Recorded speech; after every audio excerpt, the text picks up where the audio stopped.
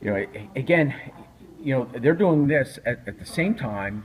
They basically told counties and school districts, schools are in the same boat. We're not going to pay you, so you need to either dip into your reserves or go borrow money to continue the mandated operations we have you doing. So they're going to cut money next year. They've decided not to pay us money this year. At the same time, they're mandating and requiring us to collect money on their behalf and ship to them. So, we they owe us about 27.6 million. We've given them 28 million. And counties are saying enough is enough. If you're going to do that from this point forward, we're not giving you the money anymore. Now, they're going to say we can't. There's systems in place. The courts, a big chunk of it is through AOPC. They've set up the court system, or the computer system that automatically transfers it up there. Our treasurer's offices do it. And then they say if you don't do it, there's threat of fines and penalties, and we'll take citations. Well, when can we send fines and penalties on them for not doing what they're supposed to do? And all we do as counties, we are a political subdivision of the Commonwealth. We do the work they choose not to do. They pass the laws, they say thou shall, and counties you will do. And they're not paying their fair share of it. And counties, quite frankly, across the Commonwealth this past weekend had enough. We sat around, we talked about it. For way too many times, the Commonwealth tries to make the counties the victims. We're no longer victims. They want to be partners with us. They come to the table and be a partner because we're not taking it anymore. Overnight, there's some sort of an agreement on the budget, at least a process moving forward. But in that proposed budget, it appears counties will be the loser, and thus those that we serve will be the loser. It looks like they're going to continue to try to balance their budget by taking $172 million that should be flowing to county children and youth offices, and they're going to keep it and balance the budget. They claim it's an accounting issue, that it's really not for real, but you talk to anybody who does cash flow and it's for real. Can you explain that $172 million a little bit more? So we can move the process forward, but I think everybody needs to understand that as we have the ability to do, it could get amended depending on what happens with the state.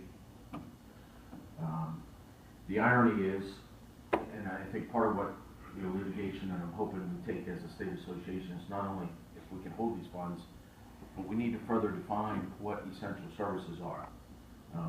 The state has made a commitment, as Commissioner Harwood said, I guess it was Act 30 of 91, where there was some definition of essential services.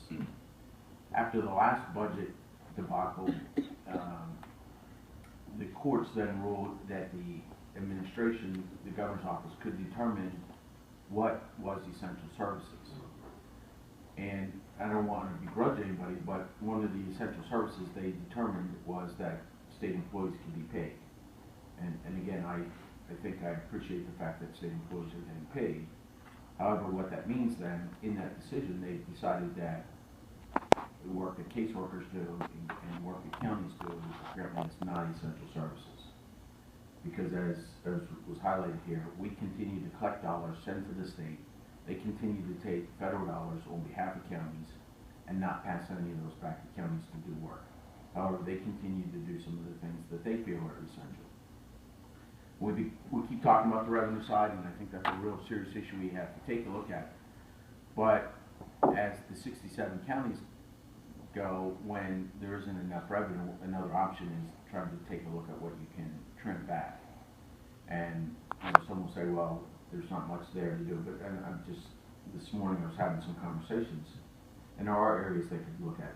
For one instance, DEP has cost us additional money this past year with some bridge programs. And we had some improvements to do stream encroachments. Things changed, philosophies changed, new requirements are out there.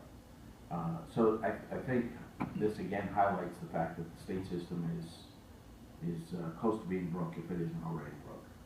And the hypocrisy is we are doing work on behalf of the Commonwealth. We are a political subdivision of the Commonwealth.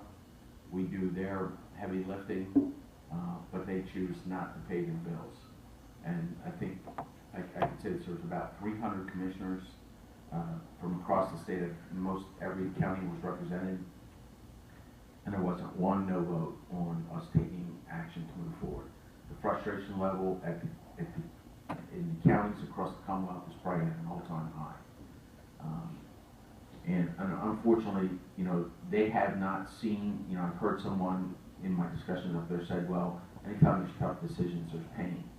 The problem is they're not experiencing the pain. They've done everything they can to keep it from entering the capital, and they've pushed it all down to the counties.